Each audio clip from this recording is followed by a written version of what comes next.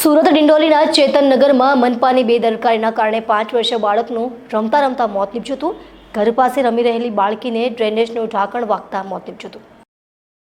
સુરત મનપાની ગંભીર બેદરકારીના કારણે 5 વર્ષની બાળકીનો ભોગ લેવાયો છે. ડિંડોલી ચેતનનગર ખાતે ડ્રેનેજ લાઇનનું કામ ચાલતા ગટરના ઢાંકણાઓ ખુલ્લામાં મૂકવામાં આવ્યા હતા, જ્યાં બાળકો રમી રહ્યા હતા. રમતા રમતા એક જ ઘરની 2 દીકરીઓ પર આ ગટરનું ઢાંકણું પડી જતા 2 વર્ષની દીકરી તો નીકળી ગઈ, પણ 5 વર્ષની ભાગ્યશ્રીનું માથાના ભાગે ગટરનું ઢાંકણું વાગી જતા મોત નીપજ્યું હતું.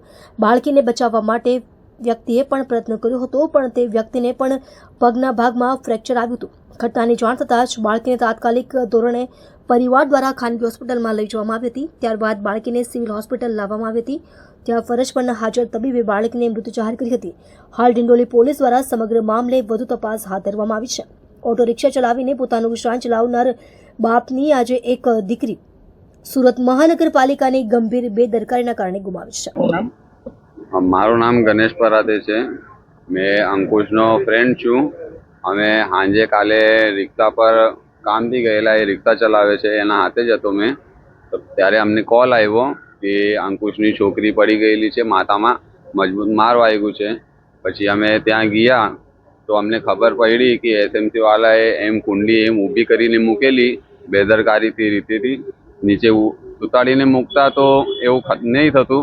અને ત્યાં બે છોકરીઓ એની રમતી હતી. એક છોકરી તો હટી ગઈ, બચી ગઈ, પણ બીજી છોકરી ત્યાં જ રહી ગઈ.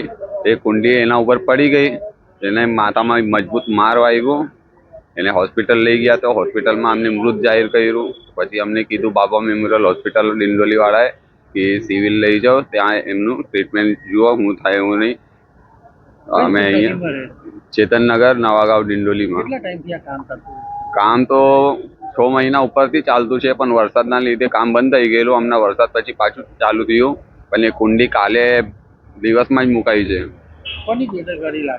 આ તો એસએમસીમાં જે કામ કરે છે એ લોકોની બેદરકારી છે કે એ લોકોએ કામ સીધી રીતે નહીં કર્યું. એમ સીધી રીતે કુંડી મૂકતા તો એ છોકરી આજે બચી રહેતી.